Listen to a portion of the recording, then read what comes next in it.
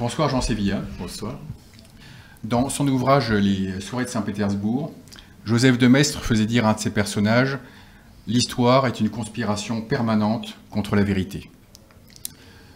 Votre œuvre a consisté à lever en grande partie cette conspiration et à dévoiler les vérités cachées qu'il y avait derrière l'histoire. Et dans cette continuité, aujourd'hui, vous venez de nous parler de votre dernier ouvrage, Les vérités cachées de la guerre d'Algérie. Alors pour commencer, comment et pourquoi la colonisation de l'Algérie a-t-elle commencé, dans un contexte où en 1838, l'expansion coloniale ne correspondait pas à la volonté politique du moment? C'est presque une affaire de hasard. Il y avait une vieille querelle entre la régence d'Alger, qui était l'État, principauté recouvrant la ville d'Alger, une bande côtière de l'actuelle Algérie, entre la France et la régence d'Alger, pour une histoire de dette d'argent. En fait, on devait de l'argent aux Algériens pour une question de dette de blé, ça datait de Bonaparte, peu importe. Il y avait une vieille revendication, enfin, des nations occidentales envers la régence d'Alger, qui était un État corsaire, qui vivait de la guerre de course, avec des navires qui donc arraisonnaient les navires occidentaux en Méditerranée pour prendre les biens ou les hommes, donc avec de l'esclavage.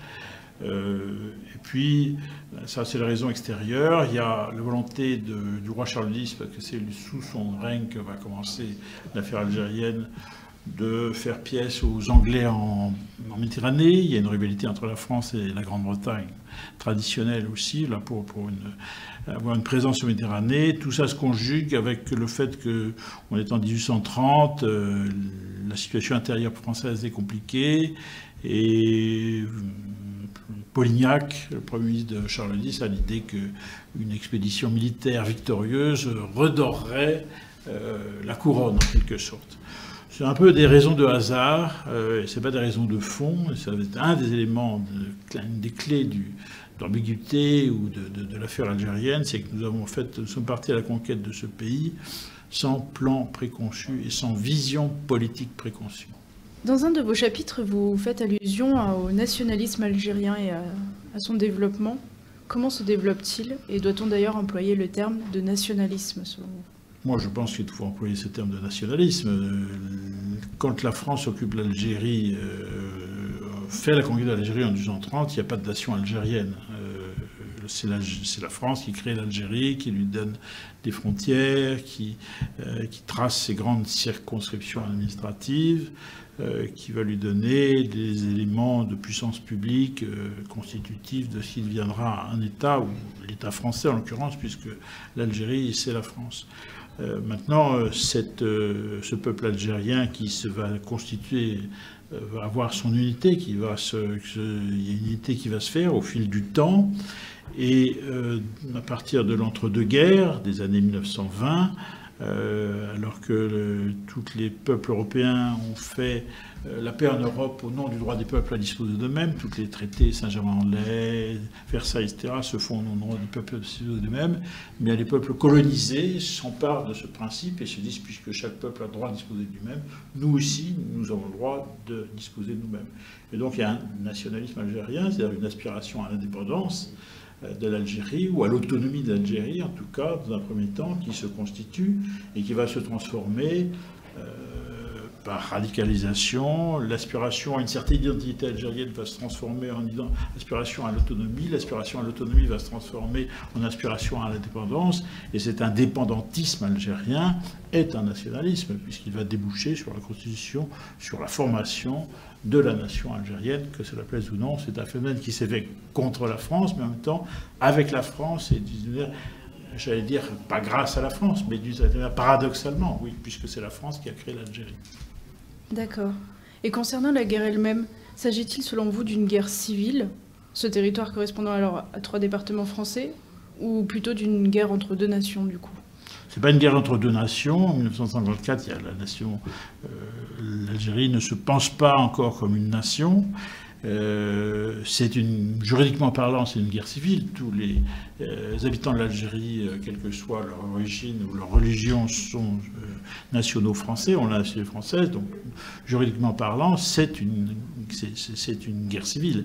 C'est une guerre entre Français.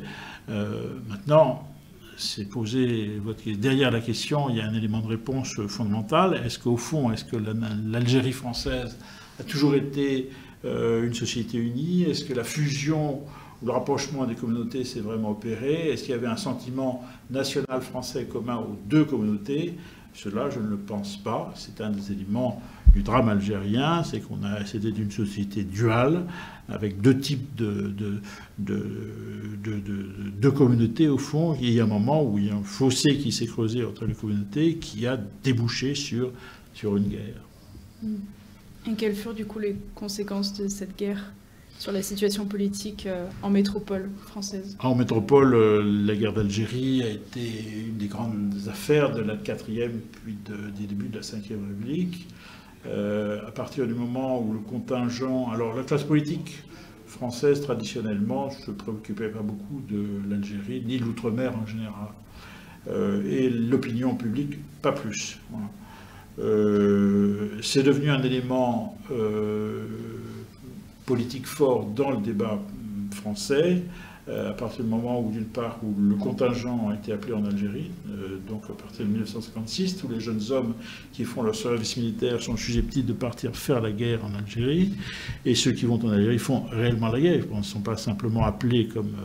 ils participent à des opérations de guerre, donc l'opinion est évidemment extrêmement sensible à cette question, puisqu'il y a des jeunes hommes qui, en faisant le service militaire, eh bien, se font blesser ou même tuer.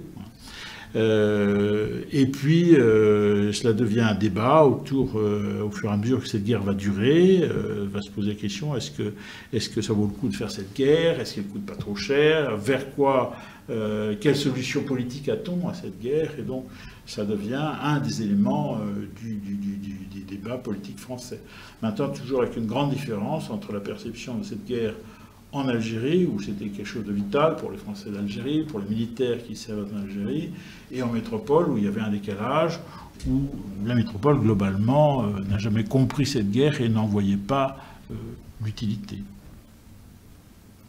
Et en quoi l'islam, qui est l'héritage de la colonisation arabo-musulmane, a-t-il joué un rôle dans la guerre d'Algérie? Alors, ce n'est pas le seul élément qui a joué un rôle, mais il a joué un rôle, en effet. Le nationalisme algérien a plusieurs sources.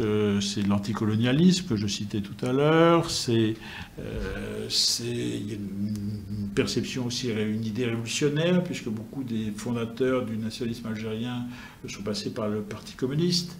Et la plupart des chefs du FLN sont des musulmans, mais sont des musulmans laïcs. Peu de sentiments religieux, à part chez quelques-uns. Mais ils vont se rencontrer cette réalité sociologique et culturelle, c'est que dans l'Algérie profonde, bien, la population est musulmane. Et l'islam compte évidemment beaucoup. Et l'islam est à la fois une foi, une religion, et en même temps une loi, une organisation sociale. Et donc, alors il faudrait entrer dans les détails, mais là on n'a pas le temps. Il y a beaucoup de travaux sur cette question. Ça a dépendu des moments et des régions de l'Algérie, mais globalement, le FLN a fait aussi appel au sentiment islamique.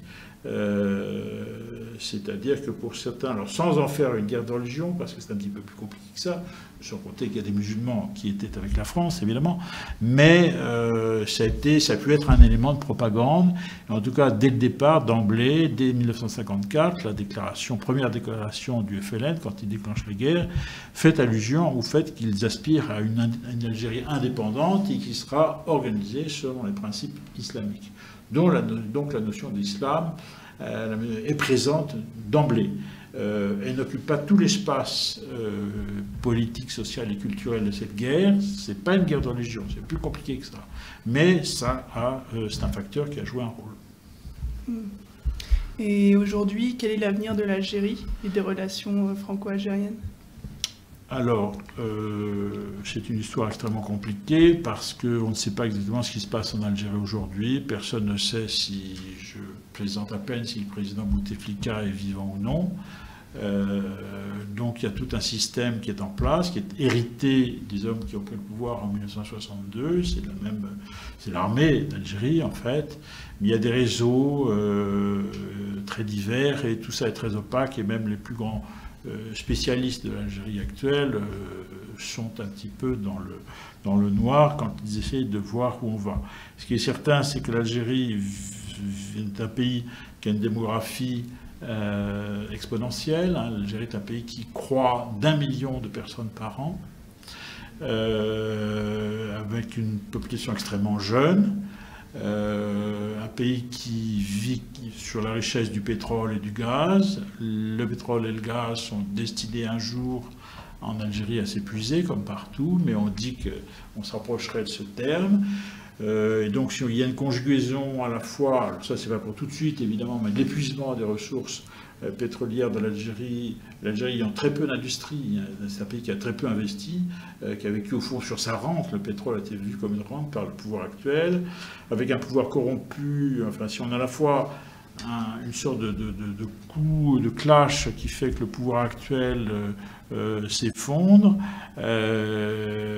et par derrière il y a des réseaux islamistes dans la société algérienne qui sont extrêmement puissants, donc on a de multiples points d'inquiétude sur l'avenir de l'Algérie, et ça concerne évidemment la France au premier chef, puisque nous sommes voisins, mais ça concernera l'ensemble du Maghreb qui serait touché, et l'ensemble de l'Europe du Sud, l'Europe méditerranéenne, est concernée évidemment au premier chef par l'avenir de l'Algérie, mais je n'ai pas de boule de cristal dans lequel je peux voir l'avenir. Simplement, c'est un sujet à surveiller et qui, évidemment, doit être une des préoccupations de l'État français s'il fait son travail. Alors, dans le contexte que vous venez de décrire, peut-être d'ailleurs pour faire évoluer les relations entre la France et l'Algérie, le candidat Emmanuel Macron, pendant sa campagne électorale, lors d'un déplacement en Algérie, avait parlé des crimes contre l'humanité dont la France était, selon lui, responsable en Algérie. Alors, peut-on parler de crimes contre l'humanité de la France en Algérie, d'ailleurs, en général, et si oui, si crimes contre l'humanité il y a eu sur ce territoire, qui en est responsable? Il n'y a pas eu de crime contre l'humanité. Le concept de crime contre l'humanité date de 1945 et est lié à une vision génocidaire qui était celle du nazisme, qui n'a été présente à aucun moment de la colonisation française de l'Algérie. Même la guerre de conquête très dure qu'a menée Bugeaud au XIXe siècle n'était pas une guerre génocidaire. Il n'y a jamais eu pour projet de supprimer le peuple algérien, ce à quoi on ne serait pas parvenu d'ailleurs. Alors, il y a eu des actes de violence, mais puisque la guerre, par définition, c'est violent. Pardon, la palissade, mais la guerre, ça consiste à tuer des gens. Donc, il y a eu de la violence, c'est évident. L'armée française, face à une guerre de type terroriste, a mené une guerre dure, violente. Mais en face, les réseaux qui étaient en face étaient aussi extrêmement violents. Le FLN, d'emblée, dès 1954 jusqu'à 1962, a utilisé ce qu'ils appellent la lutte armée, mais moi ce que j'appelle le terrorisme, consistant à commettre des attentats individuels ou collectifs. Et donc si on doit faire le bilan de la violence pendant la guerre d'Algérie, il faut le faire, c'est un travail d'histoire et d'historien, mais ça passe par un examen de toutes les violences commises dans les deux camps. Mettre à charge uniquement de la France les violences de la guerre d'Algérie, c'est un mensonge qu'il faut dénoncer. Merci Monsieur Sevilla d'avoir pris le temps de répondre à nos questions. Donc on rappelle que votre livre est disponible aux éditions Fayard.